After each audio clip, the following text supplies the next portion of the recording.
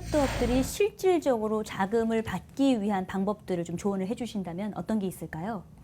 정부 지원 자금, 그 다음에 무슨 경진대회, 그렇죠? 그런 데서 아주 초기 자금을 받아서 그 다음에 자기네 사업 모델을 구체화하는, 그러니까 일단 자금을 좀 받고 그런 다음에 뭔가를 하는 그런 경우가 많았는데, 만약에 지금 우리가 이제 얘기한 대로 이렇게 이 생태계가 빈익빈 부익부가 좀 더 심해지고 기술력이나 갖고 있는 그 사업화의 경쟁력을 좀 더 검증하는 시기가 온다면 초기에 지원받는 금액이나 이런 거는 상당히 좀 그 해외 사례를 보더라도, 그러니까 우리나라 시장도 성숙해진다는 가정하에 미국도 그렇고 일본도 그렇고 시드 단계의 그 아주 초창기 투자는 많지 않거든요.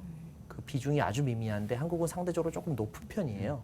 그러니까 그게 앞으로 낮아진다고 이제 가정을 하면 창업자들이 스스로, 그러니까 정부 자금이나 정부 지원 또는 아주 초기 단계의 그런 자금 지원 없이 스스로 어느 정도의 자금을 마련해 놓고 하거나 아니면 어느 정도 그 좀 더 구체적인 사업 모델을 그린 다음에 창업을 해야 된다는 결론이 좀 나옵니다. 그러니까 일단 아이디어만 갖고 그냥 무작정 뛰어드는 게 아니라 제품을 만들어낼 수 있는지 실질적으로 그걸 검증을 스스로 해보고 그걸 들고 와서 검증을 받은 다음에 그 다음에 아마 사업화를 하는 방식이 사실 저기 해외에서도 일반적인데 한국은 아직은 좀 그냥 일단 아이디어 갖고 질러서 그런 사례도 많거든요. 네. 이제 그런 사례들이 좀 줄어들고 조금 더 성숙한 그런 창업 생태계로 갈 수 있는 그런 한 해가 되지 않을까, 그런 어떤 그런 모습이 나타나는, 그러니까 창업자들도 그에 맞는 대비를 해야 되겠죠.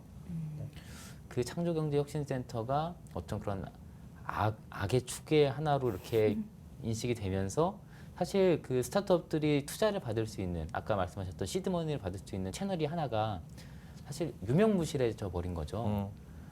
스타트업들에게 투자를 선뜻 하겠다는 펀드가 있겠냐는 거예요.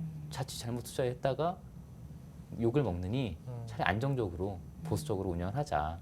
이런 분위기가 분명히 최근에 생기고 있고, 그러다 보니까 이제 민간 기업에 투자를 받는 그런 경우를 사실 희망을 해보게 되는데 경쟁이 사실 쉽지 않죠. 네. 민간 기업의 경우에는 특히나 더더욱 쉽지 않을 거예요. 네. 그래서 아마 당분간은 시드머니를 투자를 받기가 아마 쉽진 않을 것이다. 네, 이런 생각이 들더라고요. 그래도 몇 군데를 또 굳이 또 말씀을 드리자면 민간 창업 지원센터 같은 경우에는 뭐 디캠프나 마루 180 같은 경우가 있을 수 있고요. 아까 말씀드렸던 롯데나 현대 같은 엑셀러레이터 과정도 있겠고, 엔젤 투자 또는 크라우드 펀딩, 이런 것들이 스타트업들이 현재 자금을 좀 끌어모을 수 있는 기초적인 단계에서 시리즈 A로 가기 전에 모을 수 있는 방법들이 아닐까 또 생각이 됩니다. 최근에 크라우드 펀딩으로 많이 투자를 많이 받으시죠. 네. 우리나라 크라우드 펀딩보다 해외에서 크라우드 펀딩 받는 분도 굉장히 많고. 크라우드 펀딩이 이제 처음에 좋은데 양산까지 가기가 쉽지 않더라고요. 네. 처음에 크라우드 펀딩 받아서 시제품 제작까지는 됐는데, 이 시제품 제작을 했는데 반응을 보여줬는데 투자를 거기서 못 받으면 양산이 안 되는 거예요. 그렇죠. 네. 그 시제품만 만들어 놓고 그냥 거기서 끝나버리는 이런 케이스도 굉장히 많아서 양산을 할 수 있게 지원을 해주는 어떤 그런 것도 분명히 좀 필요하다고 생각합니다. 오히려 이렇게 약간 이런 거품이 좀 빠지고 이런 어려운 시기, 투자가 약간 위축되는 듯한 시기에 나타나는 벤처 기업들이 진짜 알짜배기일 가능성도 높고, 정말 그냥 시류에 편승하는 게 아니라 그 아이디어와 기술력과 그 정말 그 팀워크로 그렇게 해나갈 수 있는 팀이 가능성이 높기 때문에 오히려 저는 되게 희망차다. 네. 투자도 많아질 것이다. 전반적으로 제가 이제 희망 쪽 사이드를 제가 오늘 맡고 있는 것 같습니다. 새해를 맞이해서 희망적인 이야기를 해야 되는데 너무 긍정. 우울했네요. 임긍정이죠. 네, 긍정. 저도 원래 긍정하는데 우울했습니다. 네. 이번에는 ICT 스타트업들의 트렌드에 대해서 한번 얘기해 보겠습니다. 올해 주목할 만한 창업의 트렌드나 아이템이 있으면 어떤 게 좀 있을까요? 이번에 이제 올해 초 CES에서도 많이 나왔던 거는 우리가 모두가 아는 것들입니다. 자율주행차, 뭐 AI, 조류독감 아니고 인공지능, 네. 그렇죠? 네. 그다음에 무슨 뭐 VR, AR 뭐 이런 것들이죠. IoT. 네. 아마 이 5가지가 아마 주로 얘기가 많이 됐던 것 같은데, 되게 이제 아쉽게도 한국에서 아직까지는 그런 아주 전형적인 그런 각각의 형태에서 전형적인 그 딱 꼽을 수 있는 기업이 많지는 않다. 이게 좀 아쉬운 점이죠, 사실. 그러니까 그 5가지 트렌드가 말하는 거는 기술 기업을 뜻하는 건데 한국에 과연 기술 벤처 기업이 얼마나 있느냐, 기술 창업이 많지 않다는 게 사실 우리의 현실이라서 분명히 기술 쪽에 그 어떤 창업 아이템이 뜰 것이다. 누구라도 얘기할 수 있지만 한국에서 그 회사를 참 찾는다는 게 어려울 것이다. 그래서 VC들은 그렇기 때문에 더욱더 기술 기업을 찾고 있는 거고 이 기술 기업들은 국경의 구애를 받지 않고 해외에서도 통할 거기 때문에 이 기술과 또 해외 진출이라는 거는 묘하게 또 서로 이렇게 겹쳐 있어요. 예.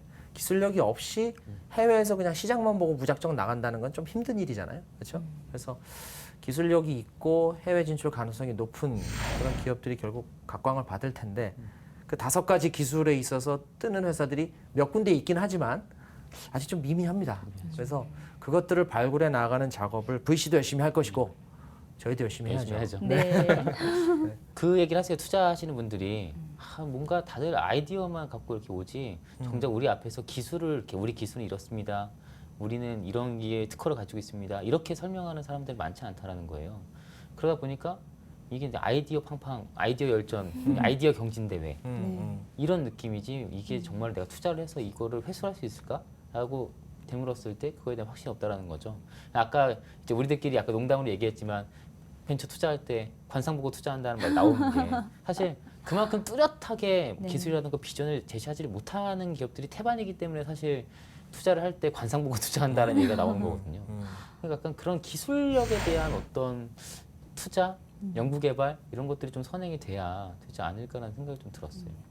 확실히 그 창업 트렌드 자체가 예전에는 그 전 작년 재작년 같은 경우에는 O2O를 비롯해서 서비스가 중심이 된 투자가 이루어졌다면은 올해 뭐 CES의 핫 아이템이기도 하지만 AI, VR과 같이 기술력을 갖춘 회사들이 주목을 받고 그런 쪽으로 자금이 좀 몰릴 것 같다.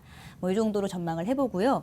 더불어서 ICT 창업 생태계가 선순환되기 위해서는 투자를 하는 사람들에게도 엑시트를 할 수 있게 M&A나 상장을 통해서 엑시트할 수 있는 기회가 쉽게 주어져야 될 것 같은데 이러기 위해서는 어떤 노력과 개선이 좀 필요할까요? 엔젤 투자가 어느 정도였냐면 2000년에 그 벤처 버블 때는 한 해 6천억씩 엔젤 투자가 있었는데 지금은 그거의 5분의 1, 6분의 1 수준이에요. 그러니까 완전히 쪼그라들었죠. 그래서 엔젤 투자를 이제 활성화하기 위해서 정부가 내놓은 방법 중에 하나가 그 5천만 원 이하일 때는 소득공제를 해주는 방법을 내놨는데 기획재정부 세실에서 만든 방법이죠. 오케이, 그거 좋아요. 근데 우리가 계속 얘기했지만 투자를 꺼리는 이유는 회수 방법이 마땅치 않기 때문이지 뭐 엔젤 투자를 하실 정도면 그래도 돈이 좀 있으신 분들인데 그 뭐 공제를 못 받아서 물론 해주면 좋지, 물론 해주면 좋은데 그래서 결국 관건은 회수 방법을 마련해 주는 거고 이 회수 방법을 마련해 주려면은 누군가가 그 회사를 자기가 투자한 회사를 사주는 그죠? 이 자금이 계속 그 다음 단계로 넘어가는 것들이 이제 원활하게 돼야 되는데 아까 말씀했던 그런 대기업의 투자에 대한 규제라든가 그 다음에 조금 이거는 뭐 조심스러운 부분이지만 뭔가 이 창업자가 됐던 기업인이 지분을 매각하면 먹튀라고 하는 그런 뭐 개인적으로 좀 이해가 안 갑니다. 왜? 뭐 창업해서 지분을 팔면 왜 먹튀인지 해외로 도망갔나요, 다들? 네, 아무튼 창업자가 회사를 매각하고 자기가 더 이상 나보다 다른 사람이 하는 게 맞겠다 싶으면 지분을 매각하고 가는 것도 방법이거든요. 근데 뭐 그런 것에 대한 인식도 한국에서는 조금 좋지 않고 그런 것들이 좀 그 창업한 뒤에 회수 방안을 마련하는데 어려움이 많은 게 사실이고 그래서 그런 제도적으로 사실 뭐 대기업의 벤처 투자에 관해서 그런 부분을 좀 완화해 준다든가 그런 소득공제 말고 엑시스를 할 수 있는 방법을 마련해 주는데 조금 더 초점을 맞췄으면 좋겠어요. 구글이 처음에 딥마인드를 인수할 때 그 딥마인드 그때 자산 가치가 제가 알기로는 엄청 낮았거든요. 근데 그 몇백억의 그 거액을 주고 그걸 샀단 말이에요. 만약에 그게 우리나라였으면 가능했을까라고 질문을 던져봤을 때 쉽지 않았을 것 같아요. 사실 스타트업 같은 경우는 투자를 해서 대박이 날 수도 있지만 쪽박 찰 수도 있거든요. 그러니까 위험성이 있단 말이에요. 아까 얘기했던 것처럼 위험이 높을수록 돌아오는 수익이 큰데 그 위험성에 대한 부담감 때문에 사실 선뜻 투자를 망설이는 경우가 많아요.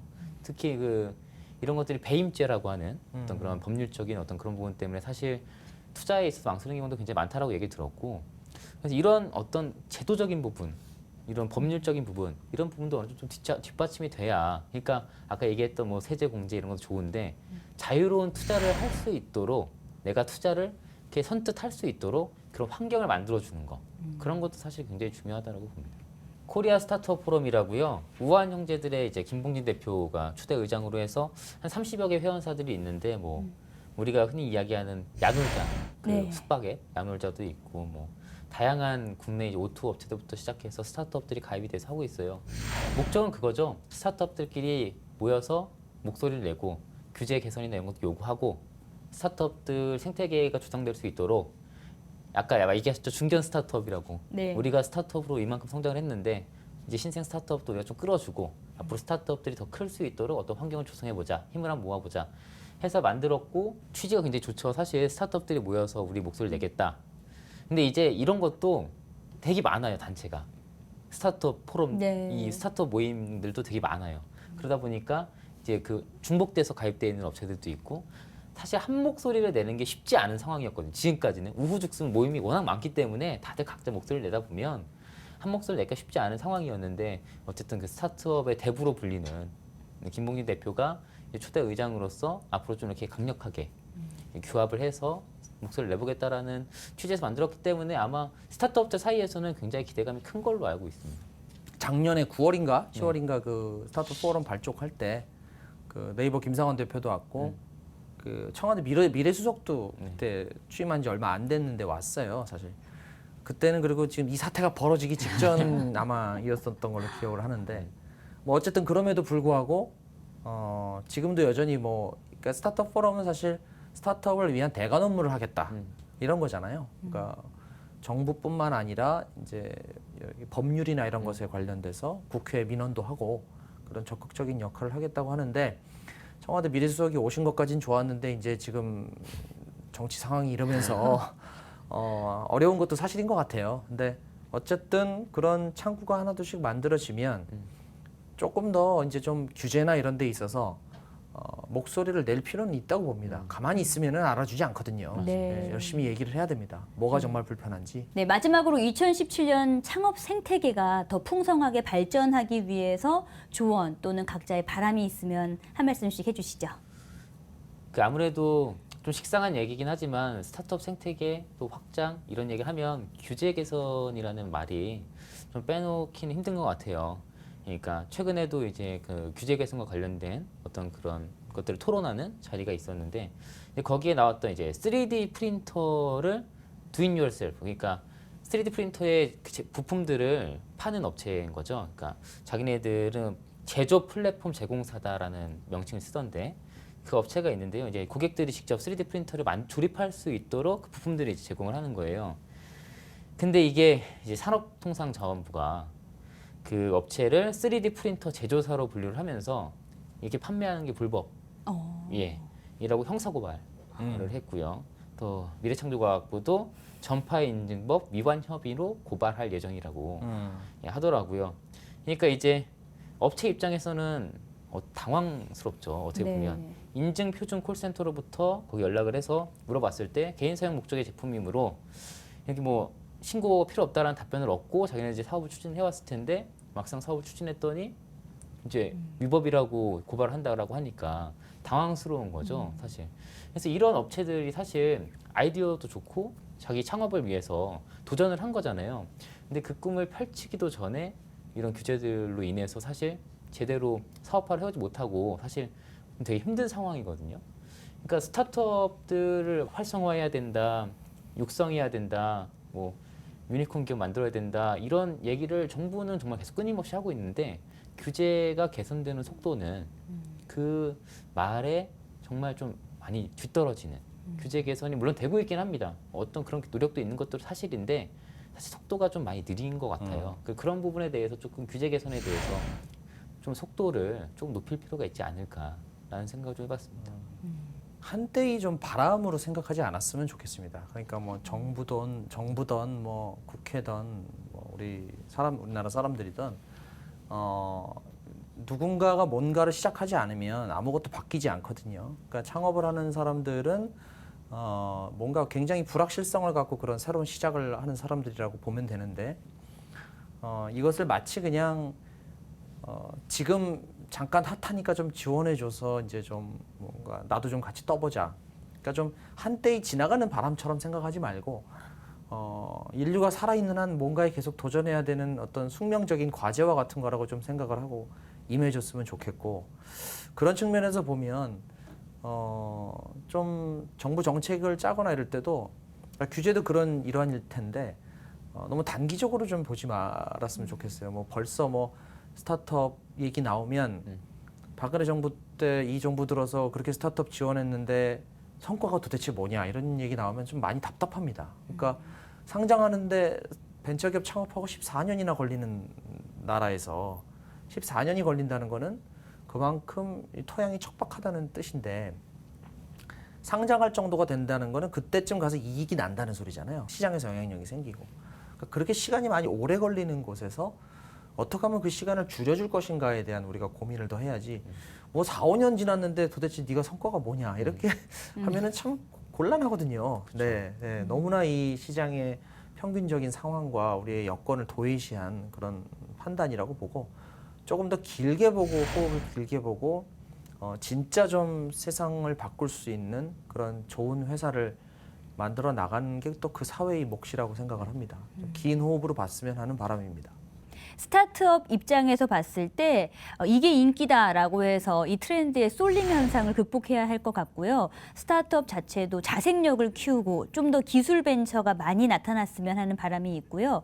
더불어서 스타트업들끼리 실질적으로 도움을 받을 수 있는 유기적 네트워크 형성도 중요할 것 같습니다. 눈앞에 다가온 4차 산업혁명 시대, 건강한 ICT 창업 생태계 조성을 통해 우리가 혁신을 주도할 수 있기를 기대해 보겠습니다. 오늘 좋은 말씀 감사합니다.